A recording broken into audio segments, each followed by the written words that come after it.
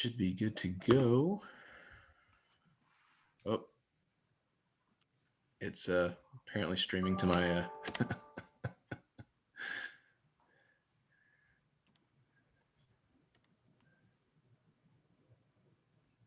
so this is apparently streaming to my personal Facebook page. Watch yourself.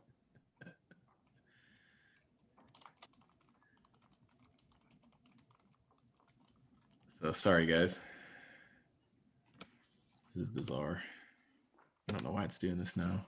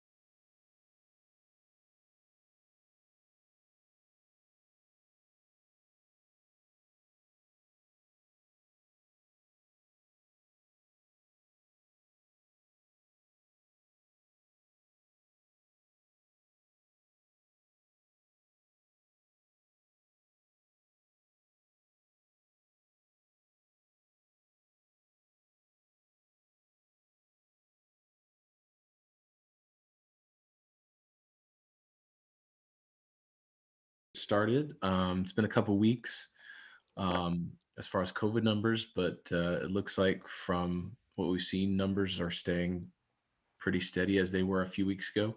I'll do Russell and Stacy real quick just to go over the numbers for the two hospitals. Russell, you want to kick us off?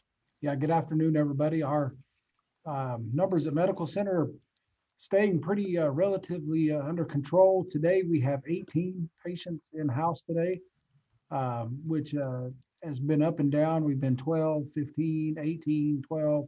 So 18 is just fine.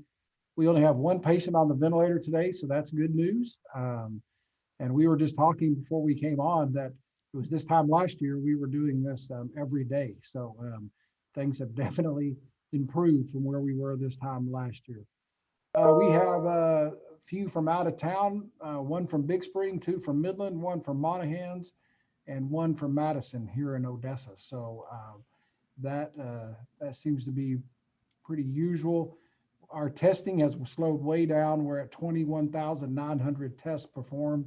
But then again, today, for what we have in-house is 18. And we like that number. We just want to remind everybody to keep wearing your mask. There's plenty of opportunities in town to get vaccine at no cost.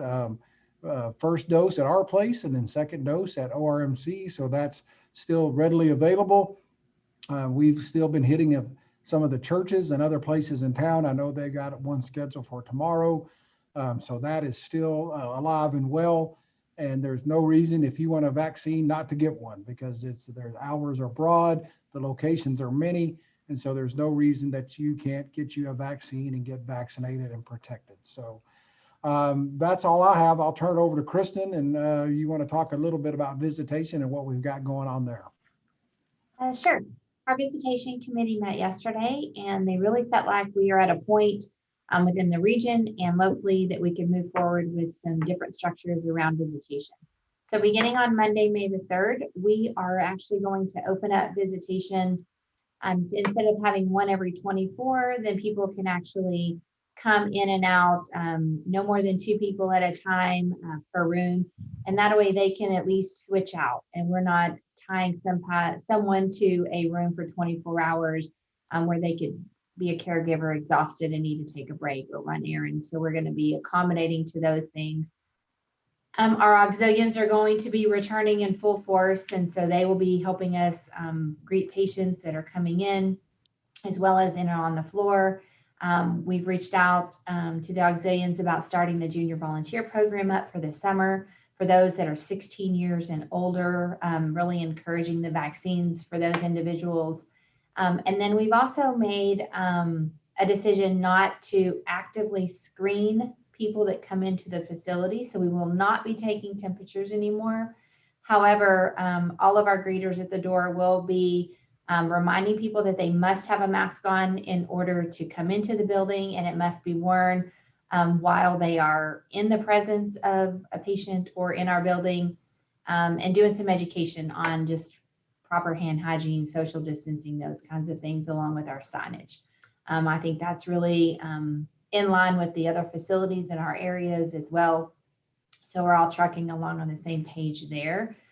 The one difference that we're going to have is that we realize with COVID, although it's been a long, long year and many have gone without seeing their loved ones, we have plenty of PPE devices in-house to where we feel like we can adequately take care of a visitor once every 24 hours to come and see their COVID loved one.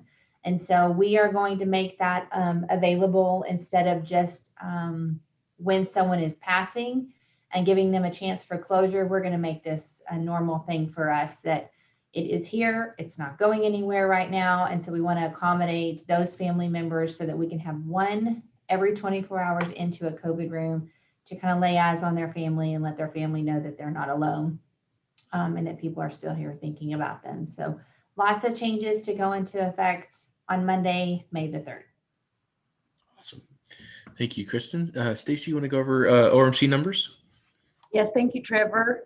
Odessa Regional only has one COVID patient in house today. That patient is in the ICU, not on a ventilator. It is someone from Ector County. For Scenic Mountain, we actually have 4 COVID patients in house. All 4 are in med-surg, none in ICU and none on ventilators either.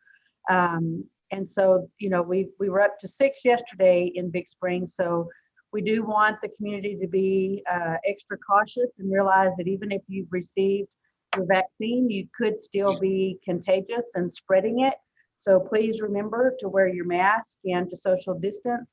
All those things are still very important, not only for those who are not vaccinated, but even those who are. In terms of employees out, we only have 1 out at each facility on just our self-isolation or quarantine. And so we're seeing those numbers stay very manageable. And so overall, these are numbers, again, that we can certainly tolerate and still move forward and feel like we're somewhat back into normal times, but we just need to remain very cautious. And that's all I have, Trevor. Okay. Thank you, Stacy. Dr. Saravana, do you have anything to add? Yes, Trevor, thank you. Since we're doing this every couple of weeks, there's a couple of new things that have happened over the last 2 weeks that I want to cover. One of them is kind of old news now, is the Johnson & Johnson vaccine that was pulled. So as of right now, it's still being held. The EUA is paused, and they're still evaluating more data to see whether or not there is anything that we need to worry about. So the story is that several million people have received that vaccine, but there were 6 specific individuals, women between the ages of 8 and 48, that were identified that developed a type of clot that's considered very serious in one of the veins in the brain, and that's a pretty big deal for a clot. It's not like a clot in your legs. It's a much bigger area clot inside the venous supply of your brain. So because it could be a serious thing, and because we don't know for sure if it's linked to the vaccine, they paused that vaccine.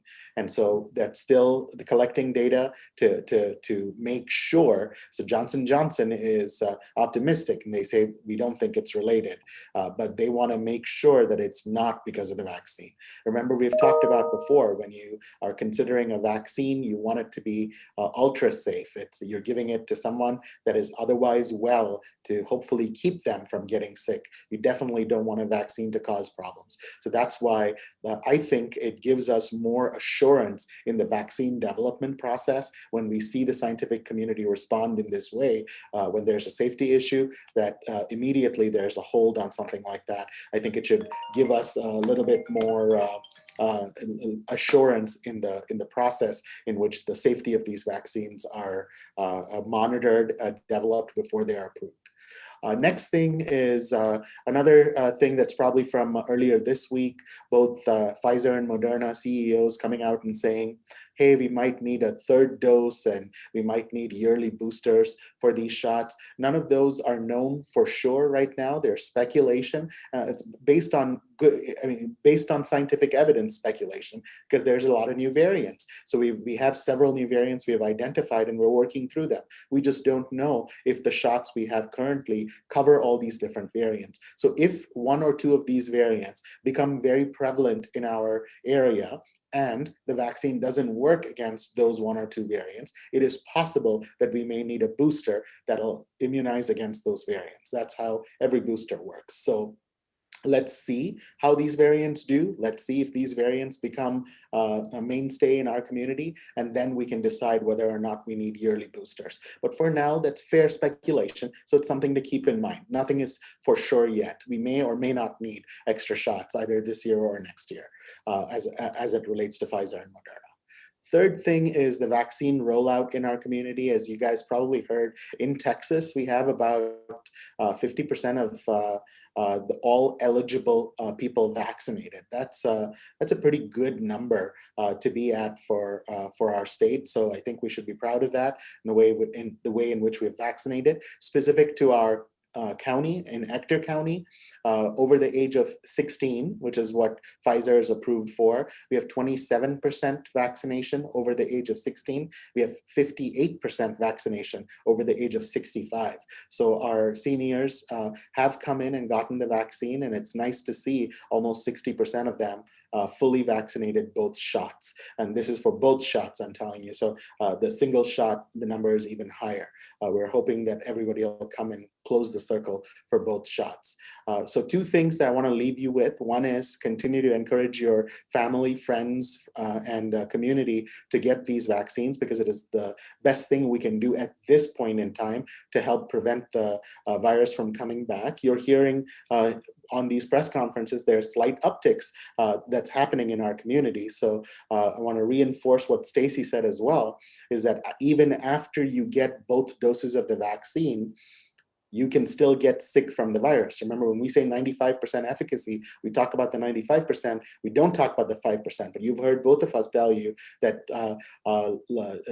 vaccinated with two shots, still getting COVID, still getting admitted to the hospital. So there is still that 5% of the people that we need to make sure that even though you've gotten both sets of vaccine, that you could still get sick. That's one. And second, even if you are immune to the virus, in your bloodstream, you have the antibodies to fight off the virus. So if the virus gets into your body, into your blood, your antibodies will fight it off. But that doesn't mean the virus doesn't get into your nose, into your mouth, into your lungs. So you could still be carrying the virus and give it to someone else that hasn't gotten the vaccine, and you could make them sick in the process. So even after both shots, it's still important for us to mask and for us to maintain our social distance so we can keep us safe. The last thing we want is to go backwards on all the opening that we have done. Last thing we want is to try to pull back on the progress we've made. We want to keep moving forward full speed right here. So let's keep those masks on, keep the social distance till we can fully eradicate this virus, and then we'll be happy to move forward. So that's all I have, Trevor. Thank you. Thank you, Dr. Saravan. And I think we only have one media member here today, and that is Channel 2. Erica, are you guys there? Do you guys have any questions?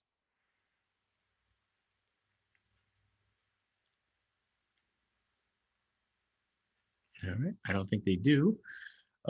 So I wanted to bring up to everyone's attention, obviously, as Russell had mentioned at the beginning of this, we're doing this daily at this time last year. And with all the work that the community has done and the two hospitals have done and the vaccinations, we think we're going to go ahead and put these pressers just to once a month to update the community on what's going on. We've seen the numbers stay very, very steady and low levels at both hospitals for more than a month now. So I think we're going to go ahead and put these. Do you guys just want to do the first week of each month? So 2 weeks from today, and then we'll just do it the first week of the month from here on out. Of course, if anything else changes, we can always add in more slots, but I think that's best. Everybody in agreement there?